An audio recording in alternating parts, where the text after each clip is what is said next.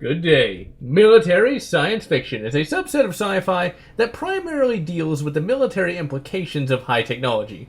Military science fiction is a very hard genre to write in, as the militaries of the world are sometimes hard to grasp, and modern military tech is crazy in terms of its lethality, and we have a great many pieces of tech today that would seem like science fiction tech to the layman.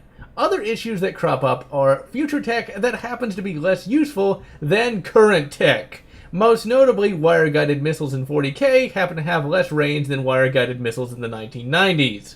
Military science fiction can come in various flavors. You can have stories that focus on tech and big battles, and then you have stories that follow the individual fighting man as he tries to survive in a hostile universe. Redliners is a military sci-fi novel by writer David Drake, he himself a veteran of the Vietnam conflict.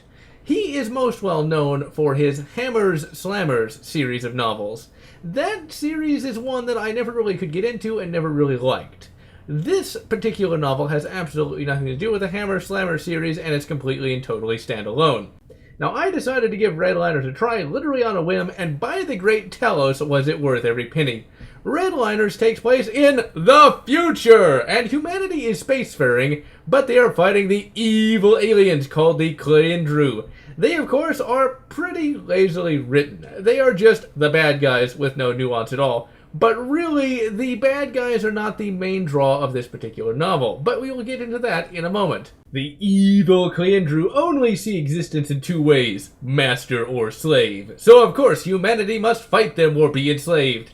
Now keep in mind, there could indeed be aliens out there like that, because what makes sense to us humans might not make sense to them, the aliens, and hell, what makes sense to some humans might not necessarily make sense to other humans. So it's not out of the realm of possibility, but in all reality, this novel is not concerned with the Clindru.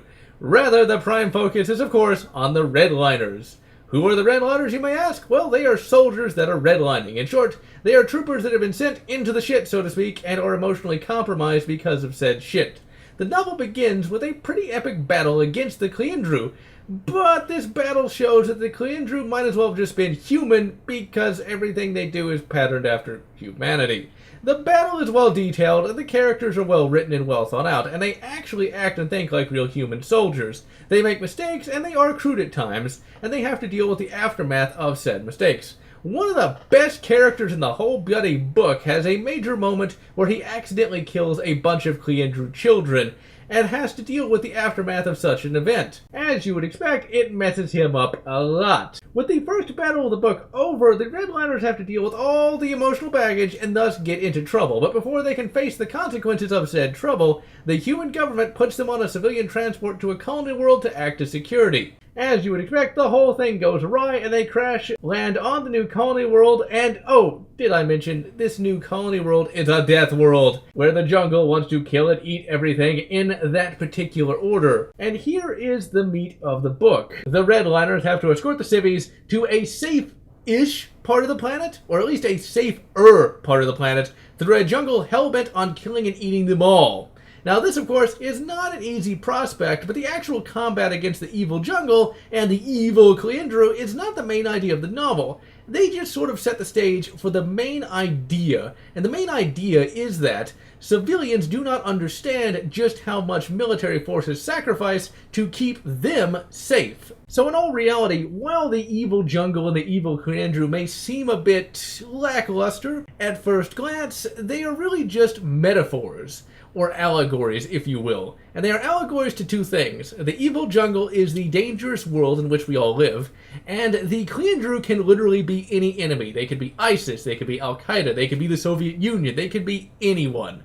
And really, the whole idea of the book is to show that soldiers go through a lot of shit for civilians, and it is something that civilians have a hard time grasping. Some civilians see soldiers as evil power-mad killers, and some civilians actually think it's terrible that someone would get up off of a plane and allow a soldier to use their seat. Yes, that did indeed happen. There was actually an instance of a college professor tweeting out that they wanted to vomit after an individual gave up their seat to a uniformed soldier. Really, we as civilians have very little knowledge of what a military force actually has to go through on a day-to-day basis.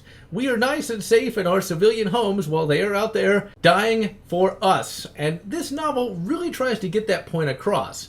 These soldiers are not evil. These soldiers are human beings. Thankfully, this main idea is handled very well. It is not malicious, constantly hitting you over the head that the military is fighting for you and you should appreciate them. Rather, as you read through the novel, you come to realize just how much a military force has to sacrifice to protect us, the soft and safe civilians. Now, the writing style flows very well in this novel. David Drake has a writing style all his own that at times can feel somewhat stilted. Here, it's very smooth.